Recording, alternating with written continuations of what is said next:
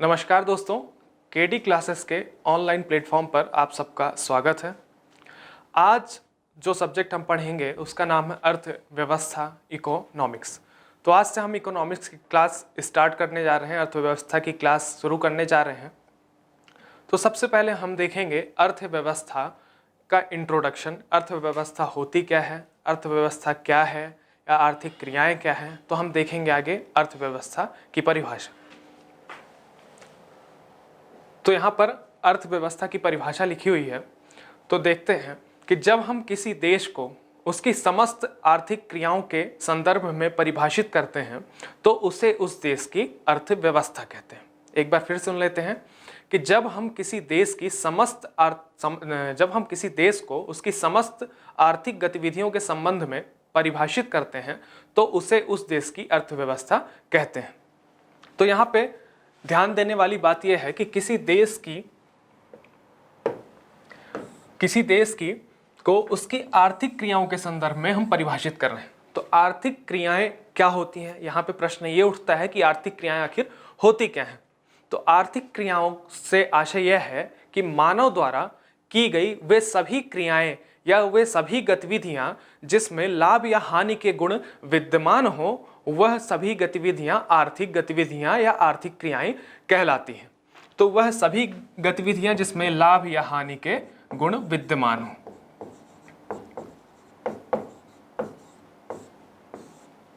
लाभ व हानि के गुण विद्यमान हो, या फिर कहा जाए तो मानव द्वारा अपनी मानवीय महत्वाकांक्षाओं की पूर्ति हेतु सीमित संसाधनों का प्रयोग कर जो भी गतिविधियां प्रयोग में लाई जाती हैं और जिनमें लाभ व हानि के गुण विद्यमान हो, वह क्या कहलाती हैं, आर्थिक क्रियाएं या आर्थिक गतिविधियां। तो यहाँ पे हमने समझ लिया कि आर्थिक क्रियाएं क्या हैं। तो किसी देश को जब उसकी आर्थिक क्रियाएं, जैसे कि देश में सारी आर्थिक क्रियाएं जो होती रहती हैं, जैसे हमारी अर्थव्यवस्था बताएं, हमारी या आपकी अर्थव्यवस्था, तो हमारे पास जो भी पैसे होते हैं, मान के चलिए हमारे पास 10,000 रुपये हैं, हमने उसको 4,000 रुपये अपने रूम के लिए, अपने रेंट के लिए दिया, 2,000 रुपये हमने खाने के लिए दिया, उसके बाद हमने कुछ और भी आर्थिक क्रियाएं की। वो सभी आर्थिक क्रियाएं हम करते गए। इस प्रकार ये हमारी अर्थव्यवस्था हुई। तो ये जब हम अब किसी देश के संदर्भ में उसकी आर्थिक क्रियाओं के संदर्भ में परिभाषित करेंगे तो उसे उस देश की अर्थव्यवस्था कहेंगे। हम खुद की आर्थिक क्रियाओं के संदर्भ में परिभाषित करेंगे तो वो हमारी अर्थव्यवस्था होगी। तो यहाँ पे परिभाषा क्लियर हो गई होगी। आप जब हम किसी देश को उसकी आर्थिक क्रियाओं के संदर्भ में परिभाषित करते हैं तो उसे उस देश की अर्थव्यवस्था कहते हैं। तो उसे उस देश की अर्थव्यवस्था कहते हैं। अब क्योंकि अर्थव्यवस्था अकेला कोई शब्द मायने नहीं रखता, जब तक कि किसी क्षेत्र विशेष या देश का नाम ना जोड़ा जाए। तो यह क्या हुआ, अर्थव्यवस्था की परिभाषा। अब हम देखें दूसरी परिभाषा क्या है। तो दूसरी परिभाषा भी यहाँ पर लिखी गई है कि किसी राष्ट्र द्वारा लोक कल्याण के उद्देश्य से सीमित संसाधनों का या फिर उसके पास उपलब्ध संसाधनों का अनुकूलतम दोहन कर अर्थ को केंद्र पर रखकर बनाई गई व्यवस्था ही अर्थव्यवस्था कहलाती है। तो यहाँ पे 2-3 शब्द हैं ऐसे, राष्ट्र द्वारा लोक कल्याण का उद्देश्य। तो लोक कल्याण का उद्देश्य समझेंगे हम। तो लोक कल्याण क्या है, तो समाज के सभी वर्गों का कल्याण, ऐसी योजना, ऐसी व्यवस्था की जाए जिसमें समाज के सभी वर्गों का कल्याण हो या फिर कल्याणकारी योजनाएं हो। जैसे कि हमारे संविधान की प्रस्तावना में ही लिखा है कि कल्याणकारी राज्य बनाना है। तो कल्याणकारी राज्य को बनाने के लिए हमारा उद्देश्य क्या होना चाहिए, लोक कल्याण। तो लोक कल्याण के उद्देश्य से, अब लोक कल्याण के उद्देश्य के बाद देखें तो उपलब्ध संसाधनों का। तो उपलब्ध संसाधनों से यहाँ आशय यह है, उपलब्ध संसाधन प्राकृतिक हो सकते हैं, उपलब्ध संसाधन मानवीय हो सकते हैं। तो जो मानव संसाधन हो गए, प्राकृतिक संसाधन हो गए, इन सभी का प्रयोग करना है। तो उपलब्ध संसाधनों का समुचित नियोजन करना है। अब प्रयोग कैसे करना है, तो समुचित नियोजन करना है। समुचित नियोजन से अर्थात ये है कि उसका जो भी हमारे पास संसाधन है उनका गलत तरीके से या फिर अनुचित तरीके से दोहन नहीं करना है। बात करें तो जो सतत विकास की हमारी अवधारणा है, सतत विकास की अवधारणा है, उसको फॉलो करके हमें विकास करना। सतत विकास, सतत विकास क्या होता है? तो सतत विकास से आशय है कि जो हमें मिल रहा है, जो संसाधन हमें मिल रहे हैं, जो प्राकृतिक संसाधन हमें मिल रहे हैं, तो हमारी अगली आने वाली पीढ़ियों को भी वही संसाधन मिलते रहें, उतनी ही मात्रा में मिलते रहें। तो ये हो गया समुचित नियोजन। उसके बाद हम देखें तो अर्थ को केंद्र पर रखकर, तो अर्थ से आशय है धन या फिर पूंजी होती है, तो इससे आशय है अर्थ को केंद्र पर रखकर। तो अर्थ को केंद्र पर रखकर बनाई गई व्यवस्था। तो यह अर्थव्यवस्था एक प्रकार की व्यवस्था है, एक प्रकार की योजना है जो किसी देश के लिए, लोक कल्याण के लिए बनाई जाती है। तो यह व्यवस्था ही अर्थव्यवस्था कहलाती है।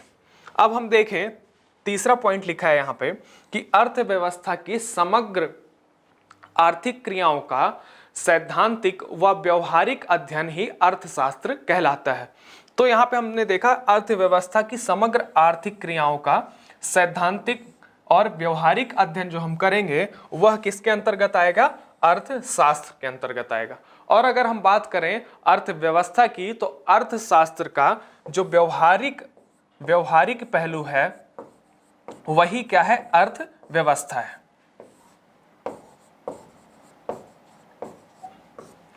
तो अर्थशास्त्र एक व्यापक अवधारणा हो गई, जबकि अर्थव्यवस्था अर्थशास्त्र का एक व्यापारिक पक्ष है, तो व्यवहारिक पक्ष है। तो अर्थशास्त्र जो है वो अर्थव्यवस्था की समग्र आर्थिक क्रियाओं का सैद्धांतिक व व्यवहारिक अध्ययन है, तथा अर्थव्यवस्था अर्थशास्त्र का व्यवहारिक पक्ष है। तो यहां पर क्लियर हुआ अर्थशास्त्र। अब हम एक चीज और देखते हैं कि आर्थिक क्रियाएं, यहां पे भी है आर्थिक क्रियाओं का अर्थव्यवस्था में महत्वपूर्ण स्थान है। आर्थिक क्रियाएं समझना जरूरी है। तो आर्थिक क्रियाएं क्या क्या हो सकती हैं? तो आर्थिक क्रियाओं के अंतर्गत हम देखें तो आर्थिक क्रियाओं के अंदर चीजें आएंगी। सबसे पहले देखेंगे आर्थिक क्रियाओं के अंतर्गत आएगा उत्पादन। सबसे पहले आएगा उत्पादन। उत्पादन क्या किया जाता है? उपभोग के लिए उत्पादन किया जाता है। तो दूसरी चीज आएगी उपभोग।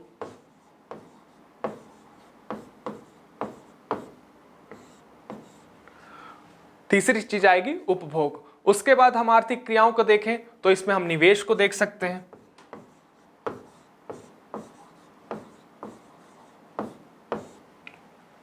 उसके बाद हम देख सकते हैं वितरण।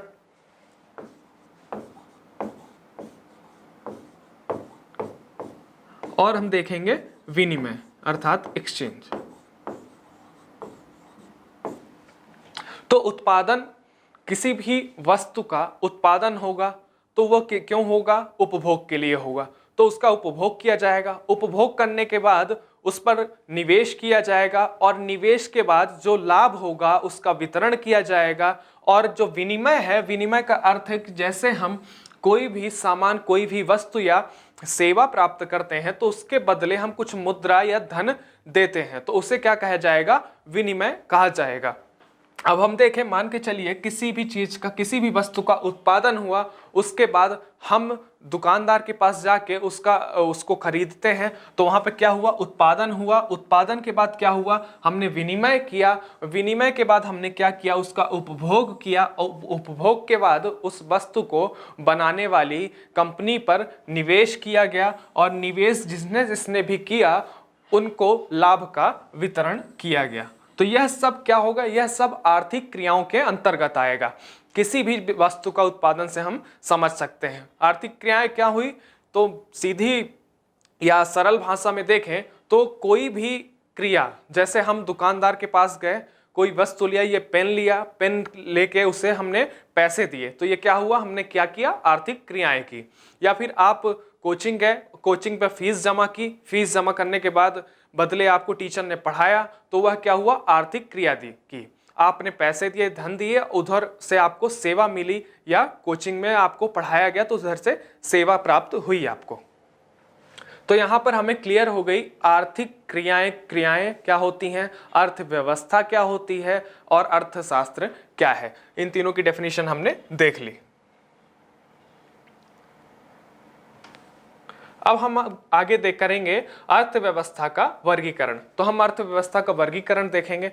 तो सबसे पहले अर्थव्यवस्था का वर्गीकरण 3 आधारों पर किया गया है। पहला कौन सा है? नियंत्रण के आधार पर या फिर कहा जाए सरकार की भूमिका के आधार पर। दूसरा देखें तो दूसरा आधार है हमारा विकास की अवस्था के आधार पर। तीसरा आधार है विश्व के साथ संबंधों के आधार पर। तो यहां पे लिखा है जैसे पहला आधार क्या है, तो पहला आधार है सरकार की भूमिका के आधार पर, दूसरा क्या है विकास की भूमिका के आधार पर, और तीसरा आधार क्या है विश्व के साथ संबंधों के आधार पर। तो यह 3 आधार हो गए हमारे किसके? अर्थव्यवस्था के वर्गीकरण के। अब हम देखें तो पहला जो है सरकार की भूमिका के आधार पर, तो सरकार की भूमिका के आधार पर अर्थव्यवस्था 3 प्रकार की होती है। पहली कौन सी? पूंजीवादी, समाजवादी व मिश्रित अर्थव्यवस्था। उसके बाद देखें विकास की अवस्था के आधार पर, तो विकास की अवस्था के आधार पर भी अर्थव्यवस्थाएं 3 प्रकार की होती हैं, जैसे विकसित अर्थव्यवस्था, विकासशील अर्थव्यवस्था तथा अल्प विकसित अर्थव्यवस्था। उसके बाद हम तीसरा आधार देखें तो विश्व के साथ संबंधों के आधार पर, तो विश्व के साथ संबंधों के आधार पर अर्थव्यवस्थाएं 2 प्रकार की होती हैं, खुली अर्थव्यवस्था व बंद अर्थव्यवस्था। तो यही चीज हमने देखी यहाँ पे, हम देख सकते हैं कि सरकार की भूमिका के आधार पर, तो सरकार की भूमिका के आधार पर यहां पर क्या है 3 प्रकार की, पहला पूंजीवादी अर्थव्यवस्था, दूसरा समाजवादी तथा तीसरा यहां पर ये गलत लिखा हुआ है, ये अल्प विकसित नहीं, जबकि यहां तीसरा क्या होगा मिश्रित अर्थव्यवस्था। मिश्रित अर्थव्यवस्था या मिक्स्ड इकोनॉमी। तो यह 3 प्रकार हो गए सरकार की भूमिका के आधार पर, या फिर कहा जाए तो नियंत्रण के आधार पर, तो सरकार के नियंत्रण के आधार पर भी हम इसको कह सकते हैं। दूसरा आधार क्या था हमारा? तो विकास की भूमिका के आधार पर, तो विकास की भूमिका के आधार पर भी मैंने बताया 3 प्रकार की अर्थव्यवस्थाएं, विकसित, विकासशील व अल्प विकसित। तो यहाँ पे देखेंगे विकसित अर्थव्यवस्था, विकासशील, और तीसरा यहाँ पर आएगा अल्प विकसित। अल्प विकसित, जो कि यहां टाइप हो गया था। अब तीसरा आधार हम देखें विश्व के साथ संबंधों के आधार पर, तो विश्व के साथ संबंधों के आधार पर 2 प्रकार की अर्थव्यवस्थाएं होती हैं, या तो बंद अर्थव्यवस्था या खुली अर्थव्यवस्था। तो 2 प्रकार की अर्थव्यवस्था यहां पर लिखी, बंद अर्थव्यवस्था और खुली अर्थव्यवस्था। तो यह हमने देखा अर्थव्यवस्था के प्रकार या अर्थव्यवस्था का वर्गीकरण। अब हम आगे एक एक करके समझेंगे कि यह पूंजीवादी, समाजवादी या मिश्रित अर्थव्यवस्था क्या होती है। तो देखते हैं आगे।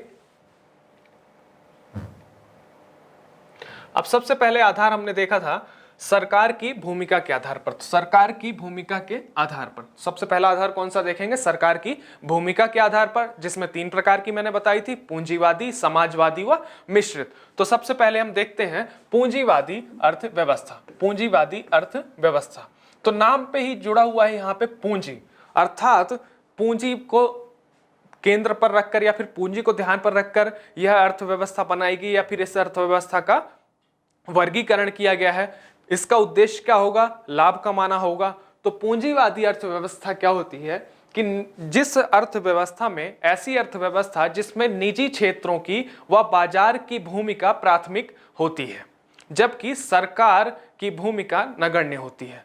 बाजार के सभी संचालन, नियमन, नियंत्रण वह किसके द्वारा किए जाएंगे? निजी क्षेत्र द्वारा किए जाएंगे।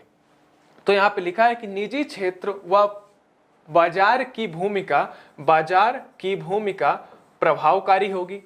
किसकी भूमिका प्रभावकारी होगी? या तो बाजार की होगी या निजी क्षेत्र की होगी। उसके बाद निजी क्षेत्रों द्वारा आर्थिक गतिविधियों का निर्णय।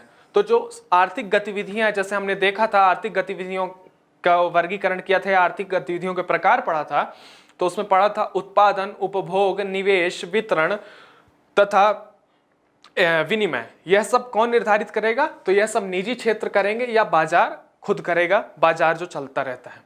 तो जैसे कितना उत्पादन किया जाए, किसका उत्पादन किया जाए, कैसे उत्पादन किया जाए, यह सब कौन डिसाइड करेगा? निजी क्षेत्र करेंगे या बाजार की मांग के अनुसार यह तय किया जाएगा। तो ऐसी अर्थव्यवस्था कौन कहलाएगी? पूंजीवादी अर्थव्यवस्था। तो यहां पे हम देखें कि सबसे महत्वपूर्ण बात की है अहस्तक्षेप के सिद्धांत पर कार्य करता है। तो अहस्तक्षेप का सिद्धांत, यहाँ पे हस्तक्षेप की नीति लिखी हुई वही चीज है, अहस्तक्षेप का सिद्धांत।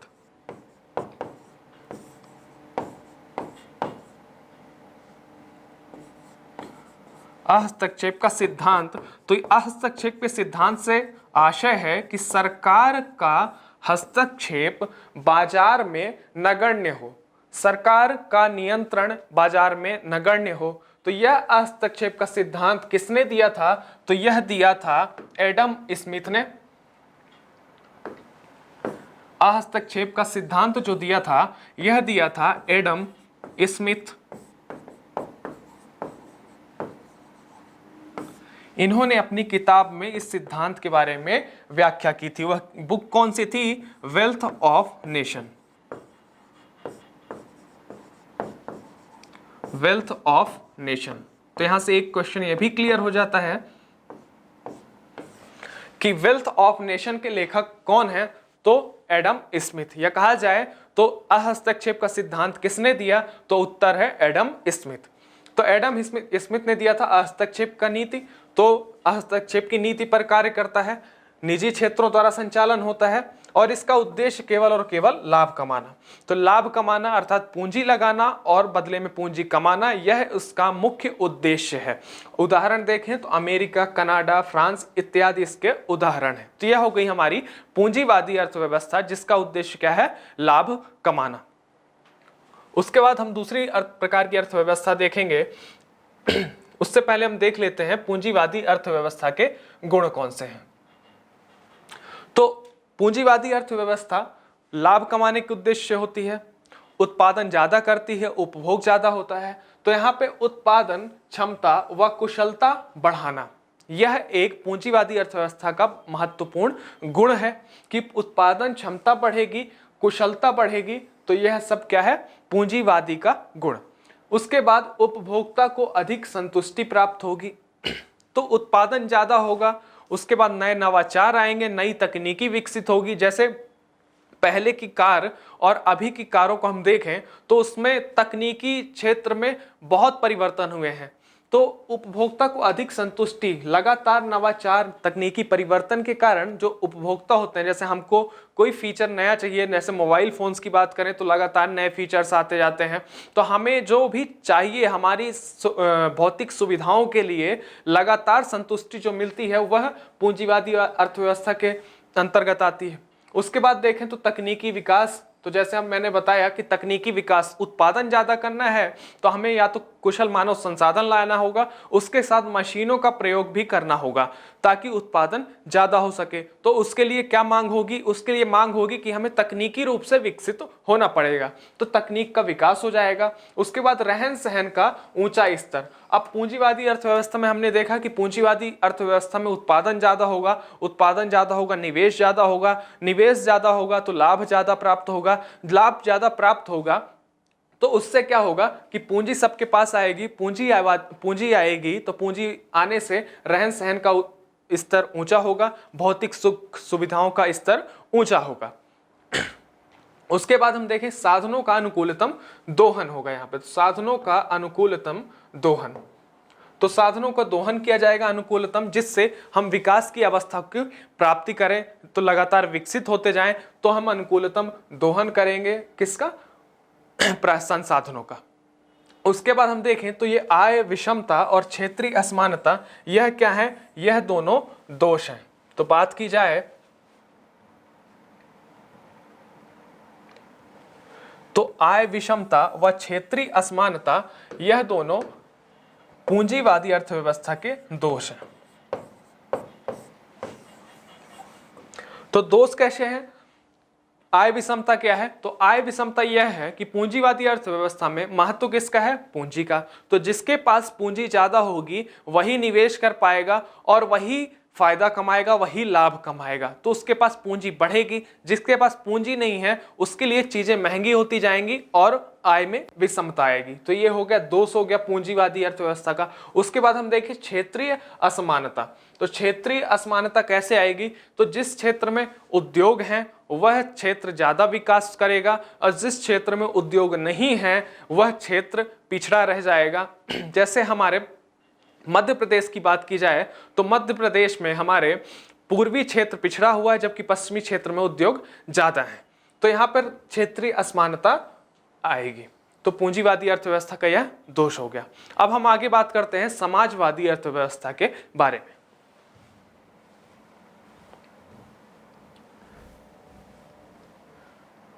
तो समाजवादी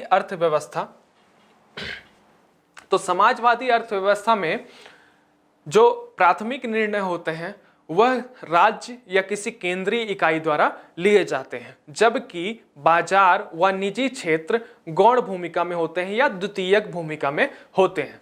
तो राज्य या केंद्रीय इकाई द्वारा आर्थिक क्रियाओं का निर्धारण, नियंत्रण, नियमन यह सब किसके द्वारा किया जाएगा? कहा जाए तो सरकार द्वारा या फिर किसी केंद्रीय इकाई द्वारा या राज्य द्वारा। तो यह सब किसमें आएगा? समाजवादी अर्थव्यवस्था में। अन्य नाम हम इसका देखें तो जैसा हमने देखा था पूंजीवादी अर्थव्यवस्था में कि वह हस्तक्षेप के सिद्धांत पर कार्य करता है, तो हम इसको कह सकते हैं कि यह हस्तक्षेप के सिद्धांत पर कार्य करता है और सरकार इसमें नियंत्रणकारी भूमिका में होता है, तो यह नियंत्रित अर्थव्यवस्था भी कहलाती है। अब बाजार कारकों की भूमिका सीमित होती है। जैसा पूंजीवादी में हमने देखा कि बाजार कारकों की भूमिका ही होती है, इसमें बाजार कारकों की भूमिका सीमित होती है, बाजार कारकों की भूमिका सीमित। उसके बाद हम देखें कि उत्पादन उपयोग का निर्धारण, उपयोग नहीं है उपभोग है, तो उत्पादन उपभोग का निर्धारण करती है। तो सरकार या केंद्रीय इकाई या राज्य द्वारा तय किया जाएगा कि क्या उत्पादन करना है, कितना उत्पादन करना है, तो वह अपना डिसीजन ले लेगी और बाजार में किस चीज का उपभोग ज्यादा हो रहा है उससे उसको फर्क नहीं पड़ता। तो क्या होगा? उत्पादन उपभोग को तय करेगा। जैसे कि अगर माने कि ये मार्कर है, इसकी 10 पीस बनाए गए जबकि 10 पीस बिक गए, पर सरकार द्वारा यह निर्णय लिया गया कि 11वां पीस नहीं बनाना है, तो क्या होगा? उपभोग तो 10 हो गए, अगर किसी को 11वां लेना है या 11वां व्यक्ति से खरीदने आएगा तो उसको यह प्राप्त नहीं होगा, उसको दूसरा कोई निर्णय लेना पड़ेगा या कोई दूसरा मार्कर लेना पड़ेगा।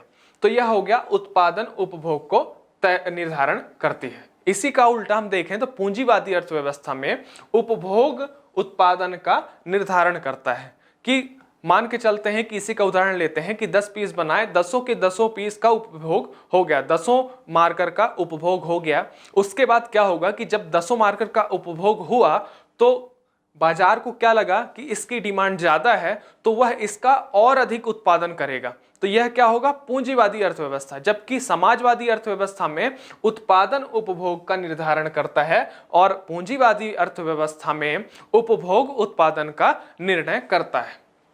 अब इसमें देखें समाजवादी अर्थव्यवस्था की संकल्पना है कल्याणकारी राज्य स्थापित करना। तो कल्याणकारी राज्य स्थापित करना क्यों? क्योंकि यह इस पर नियंत्रण किसका होता है? राज्य का। और राज्य का यह धर्म है कि राज्य का यह कर्तव्य है कि वह कल्याणकारी समाज स्थापित करे। तो वह कल्याणकारी समाज स्थापित करने के उद्देश्य से समाजवादी अर्थव्यवस्था बनाई जाती है। तो समाजवादी अर्थव्यवस्था होगी तो सार्वजनिक उपक्रम कंपनियों का ही एकाधिकार होगा। तो यहां पर हम आगे देखेंगे कि इसके दोष क्या हैं, इसके गुण क्या हैं। यहां पर एग्जाम्पल लिखा है चीन, वियतनाम, उत्तर कोरिया। तो हम इसे आइडियल समाजवादी अर्थव्यवस्था नहीं कह सकते, हम इसे इनकी अर्थव्यवस्था को कहते हैं साम्यवादी। अगर इसके परफेक्ट एग्जाम्पल की बात की जाए तो पूर्व सोवियत संघ इसका एग्जाम्पल था।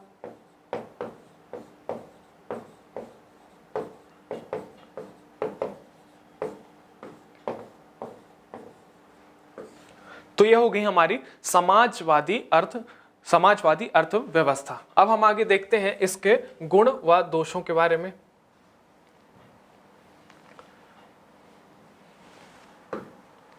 तो समाजवादी अर्थव्यवस्था के गुण देखें तो न्यूनतम जीवन स्तर का आश्वासन दिया जाता है। अब न्यूनतम जीवन स्तर का आश्वासन क्यों दिया जाता है? क्योंकि यह कल्याणकारी संकल्पना पर कार्य करती है। उसके बाद धन व आय का समान वितरण। तो धन व आय का समान वितरण किया जाता है, फिर से वही कल्याणकारी भावना। इसके बाद अवसरों की समानता मिलती है, तो सभी वर्गों के लिए अवसरों की समानता होती है। नियोजित अर्थव्यवस्था होती है। तो नियोजित अर्थव्यवस्था अर्थात जैसे नियोजन, आर्थिक नियोजन भारत में आप पढ़ेंगे उस पर बताया जाएगा कि नियोजन क्या होता है। पर अभी जैसे नीति आयोग बनने से पहले योजना आयोग हर 5 वर्ष में एक पंचवर्षीय योजना बनाती थी, उसी से हम समझ सकते हैं कि ये नियोजित अर्थव्यवस्था होती है। आर्थिक स्थिरता होती है, इसमें आर्थिक उतार चढ़ाव का अभाव होता है, आर्थिक स्थिरता पाई जाती है। उसके बाद काम का अधिकार मिलता है सभी वर्गों को, सभी लोगों को, समाज के सभी वर्गों को काम का अधिकार प्राप्त होता है ऐसी अर्थव्यवस्था में।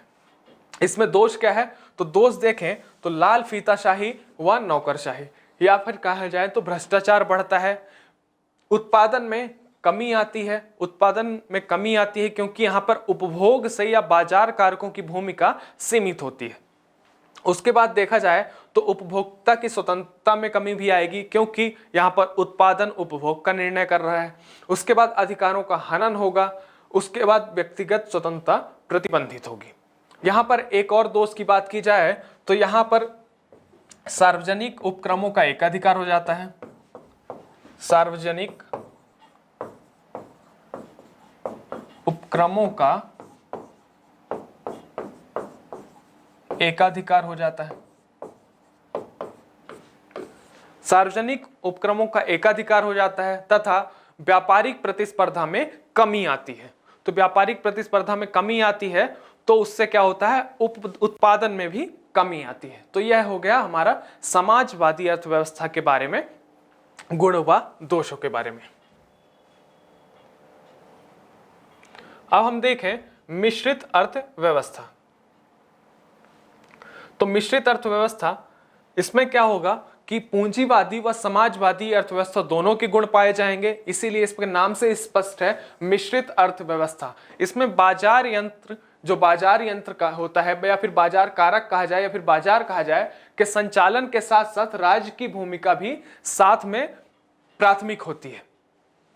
तो कहा जाए तो बाजार यंत्र के संचालन के साथ राज्य की भूमिका भी बुनियादी या प्राथमिक निर्णय लिए जाते हैं तथा राज्य द्वारा गौण निर्णय लिए जाते हैं। तो इसमें हम देख रहे हैं कि बाजार यंत्र के संचालन के साथ साथ राज्य की भूमिका भी होती है। यहां पर गलत लिखा गया है। तो बाजार यंत्र के साथ साथ संचालन में राज्य की भूमिका भी होती है। बुनियादी या प्राथमिक निर्णय किसके द्वारा, राज्य द्वारा लिए जाते हैं प्राथमिक निर्णय, तथा द्वितीयक निर्णय किसके द्वारा लिए जाते हैं, बाजार द्वारा द्वितीयक निर्णय लिए जाते हैं। पूंजीवादी व समाजवादी दोनों के गुण उपस्थित होते हैं, इसमें दोनों की व्यवस्थाएं होती हैं, दोनों के गुण उपस्थित होंगे। भारत, नॉर्वे, स्वीडन इत्यादि क्या है, मिश्रित अर्थव्यवस्था के उदाहरण है। तो मिश्रित अर्थव्यवस्था में जैसा कि पढ़ा हमने कि पूंजीवादी व समाजवादी दोनों के गुण पाए जाते हैं। तो कुछ गुण पूंजीवादी के, कुछ गुण समाजवादी के पाए जाएंगे, कुछ दोष पूंजीवादी के पाए जाएंगे, कुछ दोष समाजवादी के पाए जाएंगे।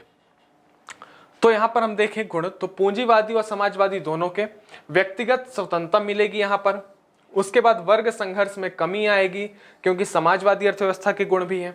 उसके बाद आर्थिक उतार चढ़ाव नियंत्रित है, आर्थिक उतार चढ़ाव नियंत्रित है, समाजवादी अर्थव्यवस्था है। तो वहां पे हमने पढ़ा था कि आर्थिक स्थिरता पाई जाती है, अतः मिश्रित अर्थव्यवस्था में आर्थिक उतार चढ़ाव नियंत्रित पाए जाएंगे, विषमता में कमी आएगी। यह हो गए गुण। दोष में हम देखें तो संचालन कठिन। अब संचालन कठिन क्यों होता है, क्योंकि समन्वय का अभाव पाया जाता है। अब समन्वय का अभाव क्योंकि यहाँ पर पूंजीवादी भी उपस्थित है और समाजवादी भी उपस्थित है, राज्य भी उपस्थित है और यहाँ पे निजी क्षेत्र या बाजार की भूमिका भी उपस्थित है। तो दोनों में समन्वय बनाना कठिन होता है, जिससे इस प्रकार की अर्थव्यवस्था का संचालन कठिन हो जाता है।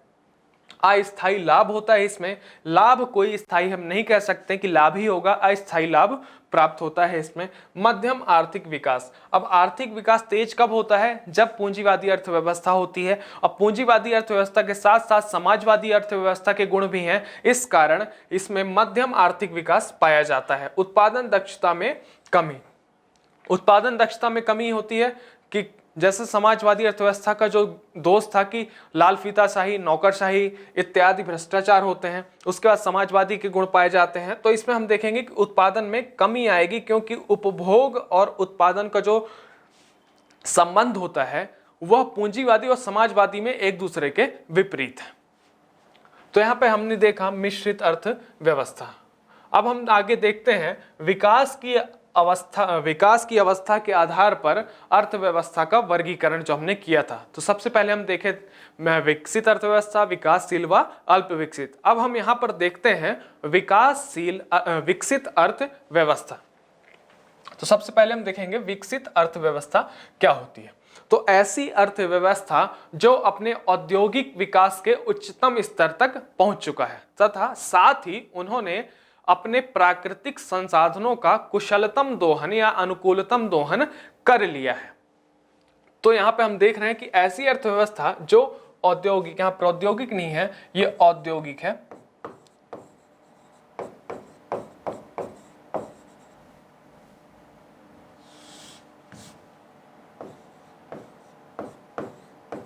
औद्योगिक विकास की उच्च अवस्था तक पहुंच चुका है। वहां औद्योगिकीकरण पूरा हो चुका है, उच्च अवस्था तक पहुंच चुका है, औद्योगिकीकरण उच्च अवस्था तक पहुंच चुका है। साथ ही अपने जो संसाधन है, संसाधनों से अर्थ है प्राकृतिक भी हो सकते हैं, मानवीय भी हो सकते हैं,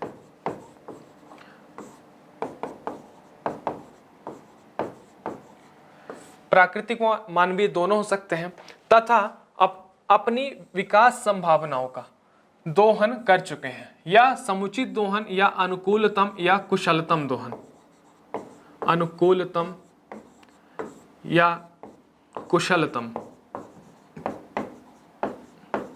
या कुशलतम दोहन कर चुके हैं। तो औद्योगिकीकरण की अवस्था उच्च अवस्था तक पहुंच चुकी है। प्राकृतिक संसाधन या मानवीय संसाधन अपने संसाधनों के कुशलतम दोहन कर चुके हैं तथा विकास संभावनाएं भी उनकी उच्च अवस्था तक पहुंच चुकी हैं।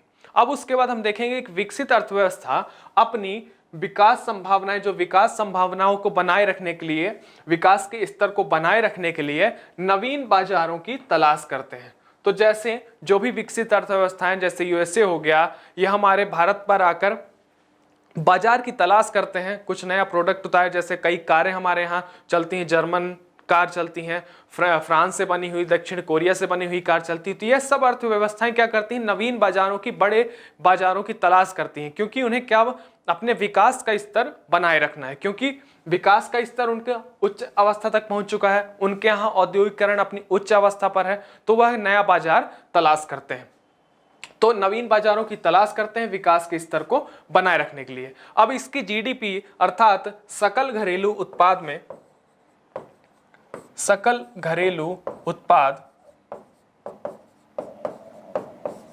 सकल घरेलू उत्पाद या कहा जाए तो जीडीपी में सेवा क्षेत्र का सर्वाधिक योगदान होता है। तो यह सेवा क्षेत्र क्या है, यह हम आगे देखेंगे।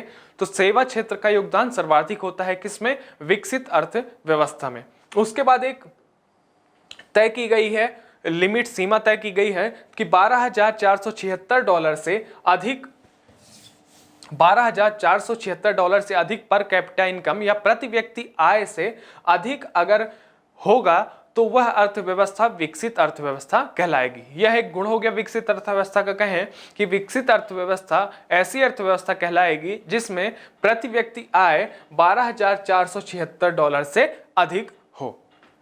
तो यह हमने देखा विकसित अर्थव्यवस्था। अब विकसित अर्थव्यवस्था के बाद हम देखेंगे विकासशील अर्थव्यवस्था। तो यहां पर विकासशील अर्थव्यवस्था, जिन्होंने, ऐसी अर्थव्यवस्थाएं जिन्होंने अपनी औद्योगिकीकरण की प्रक्रिया देर से शुरू की है तथा अभी अपने संसाधनों का कुशलतम दोहन नहीं कर पाए हैं, अर्थात कर रहे हैं, संभावनाएं हैं किंतु कर रहे हैं, अभी उच्च अवस्था तक नहीं पहुंच पाए हैं। तो औद्योगिकीकरण की प्रक्रिया अपेक्षाकृत देर से शुरू हुई है तथा अपने संसाधनों व विकास संभावनाओं का अभी भी दोहन संभव नहीं, मतलब अभी भी पूर्ण दोहन नहीं कर पाए हैं या अनुकूलतम दोहन नहीं कर पाए हैं, अनुकूलतम दोहन नहीं कर पाए हैं, जो कि दोहन कर रहे हैं, लगातार विकास कर रहे हैं, जो अपने संसाधनों व विकास संभावनाओं का दोहन करने में। इसमें जीडीपी में प्राथमिक या कृषि क्षेत्र की भूमिका का अहम हिस्सा घट रहा होता है, अर्थात प्राथमिक क्षेत्र से अर्थात कृषि आदि का हिस्सा घट रहा होता है तथा उद्योगों का द्वितीयक क्षेत्र का हिस्सा बढ़ रहा होता है। तो औद्योगिक व सेवा क्षेत्र का हिस्सा बढ़ रहा होता है तथा प्राथमिक या कृषि क्षेत्र का कम हो रहा होता है, हिस्सा घट रहा होता है। या फिर कहा जाए तो सबसे ज्यादा हिस्सा जीडीपी में, सकल घरेलू उत्पाद में, विकासशील अर्थव्यवस्था में, जीडीपी में औद्योगिक क्षेत्र का सर्वाधिक योगदान होता है। प्राथमिक क्षेत्र घट रहा होता है तथा धीरे धीरे औद्योगिक से सेवा क्षेत्र में जा रहा होता है। तो यह हम देखेंगे विकासशील अर्थव्यवस्था में। अब देखें तो प्रति व्यक्ति आय विकासशील अर्थव्यवस्था में यह होती है 1026 से $12,476 तक। तो $1026 से $12,476 के बीच में अगर प्रति व्यक्ति आय है तो वह अर्थव्यवस्था विकासशील अर्थव्यवस्था मानी जाएगी। तो यहाँ पे हम देखें विकासशील, फिर से देख लेते हैं कि औद्योगिकीकरण की प्रक्रिया अपेक्षाकृत देर से शुरू हुई है। उसके साथ ही यह अपने संसाधनों का व विकास संभावनाओं का अनुकूलतम दोहन अभी पूर्ण नहीं कर पाए हैं। अनुकूलतम दोहन पूर्ण नहीं हुआ है, अर्थात अभी कर रहे हैं। ऐसी अर्थव्यवस्था की जीडीपी में प्राथमिक क्षेत्र अर्थात कृषि का क्षेत्र या पशुपालन का क्षेत्र घट रहा होता है तथा द्वितीय क्षेत्र अर्थात उद्योगों का उद्योग क्षेत्र का भूमिका अहम होती जा रही है तथा धीरे धीरे तृतीय क्षेत्र भी या सेवा क्षेत्र भी बढ़ रहा होता है। उसके बाद देखें तो प्रति व्यक्ति आय जो यहाँ की होती है वह लगभग $1026 से $12,476 के बीच में होती है, जिसको हम दो भागों में बांटें, नीची मध्य आय व उच्च मध्य आय। तो यह हो गया हमारे विकासशील अर्थव्यवस्था। अगली हम देखेंगे विकास के आधार पर अल्प विकसित अर्थव्यवस्था क्या होती है।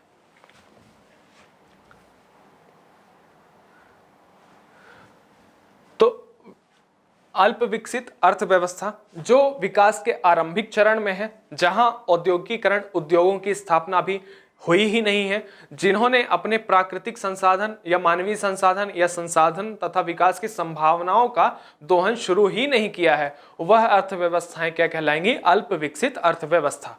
तो अल्प देखा हमने यहाँ पे विकास के आरंभिक चरण में है, संसाधनों तथा विकास संभावनाओं का अभी दोहन नहीं कर पा रहे हैं, अभी शुरू भी नहीं हुआ है, शुरू नहीं कर पा रहे हैं। अब वहां पे ये कहा जाए तो कुशल मानव संसाधन की कमी है, या कहा जाए तकनीकी की कमी है, या कहा जाए तो पूंजी की कमी है। तो यहां पर हो गया अल्प विकसित अर्थव्यवस्था। यहां पर जीडीपी में प्राथमिक क्षेत्र की भूमिका ही अहम होगी। प्राथमिक क्षेत्र आगे हम पढ़ेंगे कि प्राथमिक क्षेत्र क्या होते हैं। तो प्राथमिक क्षेत्र की भूमिका अहम होती है और प्रति व्यक्ति आय $1025 से भी कम होती है। तो यह होगी अल्प विकसित अर्थव्यवस्था, जहां पर अभी औद्योगिकीकरण की प्रक्रिया शुरू नहीं हुई है, विकास संभावनाएं तथा औद्योगिकीकरण तथा संसाधन तथा विकास संभावनाओं का भी दोहन नहीं कर पा रहे हैं, ये शुरू ही नहीं हुआ है। जीडीपी में प्राथमिक क्षेत्र की भूमिका इसमें अहम होगी। उसके बाद देखें तो विश्व बैंक द्वारा वर्गीकरण हम अगर देखें एक, तो विश्व बैंक द्वारा वर्गीकरण किया गया है प्रति व्यक्ति आय के हिसाब से। तो प्रति व्यक्ति आय के हिसाब से $995 जो तक की जो पर कैपिटा इनकम या कहा जाए तो प्रति व्यक्ति आय होगी, वह क्या होगी? निम्न आय अर्थव्यवस्था। 996 से $3,895 के बीच की अर्थव्यवस्था वो कहलाएगी निम्न मध्यम आय अर्थव्यवस्था। उसके बाद 3,896 से $12,055 के बीच में जो अर्थव्यवस्था होगी, पर कैपिटा इनकम होगी जिस अर्थव्यवस्था की, उसे हम कहेंगे मध्यम आय अर्थव्यवस्था, मध्यम आय अर्थव्यवस्था। उसके बाद $12,055 से अधिक पर कैपिटा इनकम जहां होगी उसे कहेंगे उच्च आय अर्थव्यवस्था। तो यह एक व्यवस्था, यह एक विश्व बैंक द्वारा वर्गीकरण किया गया है कि कौन सी आय वाली अर्थव्यवस्था होगी। एक वर्गीकरण का प्रकार है कि निम्न आय अर्थव्यवस्था, निम्न मध्यम आय अर्थव्यवस्था, मध्यम आय अर्थव्यवस्था व उच्च आय अर्थव्यवस्था। तो यहाँ पे हमने देखा विकसित, विकासशील व अल्प विकसित अर्थव्यवस्था। तो विकासशील में सेवा क्षेत्र की भूमिका अहम होती है, यह हम आगे देखेंगे क्षेत्र क्या होते हैं। उसके बाद देखें तो जो विकासशील अर्थव्यवस्था है उसमें द्वितीयक क्षेत्र की या कहा जाए तो उद्योग क्षेत्र की भूमिका अधिक होती है। और बात करें तो अल्प विकसित में प्राथमिक क्षेत्र की भूमिका अहम होती है, प्राथमिक क्षेत्र की भूमिका होती है जीडीपी के योगदान। अब हम देखें विश्व के साथ संबंधों के आधार पर जो दो प्रकार की अर्थव्यवस्थाएं होती है, बंद अर्थव्यवस्था व खुली अर्थव्यवस्था। तो सबसे पहले हम देखते हैं क्लोज्ड इकोनॉमी या बंद अर्थव्यवस्था। तो ऐसी अर्थव्यवस्था जो शेष विश्व के साथ प्रति वैश्विक संबंधों के प्रति उदासीन होता है, तो वह कहलाती है बंद अर्थव्यवस्था। तो ऐसी अर्थव्यवस्था जो विश्व के साथ संबंधों के प्रति उदासीन आत्मनिर्भरता पर बल देती है। तो आत्मनिर्भरता पर बल देती है, पर वह उदासीन होता है शेष विश्व के साथ संबंधों के। विश्व के साथ संबंधों को हतोत्साहित करती है, अर्थात आयात व निर्यात अनुपस्थित होते हैं तथा संरक्षणवाद पर बल दिया जाता है। इसका एग्जाम्पल है नॉर्थ कोरिया, उत्तर कोरिया बंद अर्थव्यवस्था का एक उदाहरण है। वैश्विक बंद अर्थव्यवस्था का वैश्विक अर्थव्यवस्था से कोई संबंध नहीं होता। साथ ही कहा जाए तो वैश्विक अर्थव्यवस्था में इसका योगदान नगण्य होता है। तो वैश्विक अर्थव्यवस्था में बंद अर्थव्यवस्था का योगदान नगण्य होता है। तो क्या क्या हमने देखा कि जो बंद अर्थव्यवस्था होगी वह शेष विश्व के साथ कोई संबंध नहीं रखेगी, कोई वैश्विक संबंध, कोई आयात निर्यात नहीं करेगी, साथ ही आत्मनिर्भरता पर बल देगी, अर्थात अपने यहाँ के ही प्रोडक्ट बेचेगी, अपने यहाँ के ही उत्पादन करेगा। उसके साथ विश्व के साथ संबंधों को हतोत्साहित करेगी, कोई वैश्विक संबंध नहीं होगा, आयात निर्यात अनुपस्थित होगा, वैश्विक अर्थव्यवस्था से कोई संबंध नहीं होगा। उसके बाद हम देखें खुली अर्थव्यवस्था।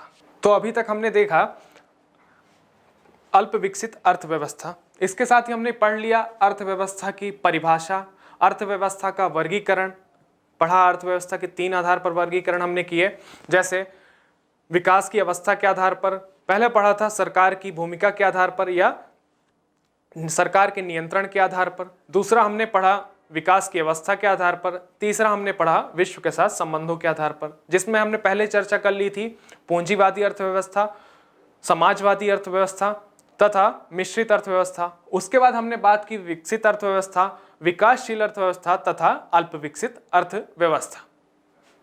अब हम आगे अगले लेक्चर में पढ़ेंगे विश्व के साथ संबंधों के आधार पर अर्थव्यवस्था का जो वर्गीकरण किया गया है। तो अभी तक के लिए इतना ही। इसको आप बार बार रिवाइज करें, इसको पढ़ें, इसकी परिभाषा याद करें, क्योंकि यह अर्थव्यवस्था का बेसिक है। अर्थव्यवस्था की परिभाषा याद करना जरूरी है अर्थव्यवस्था समझने के लिए। तो तब तक के लिए धन्यवाद। Thank you.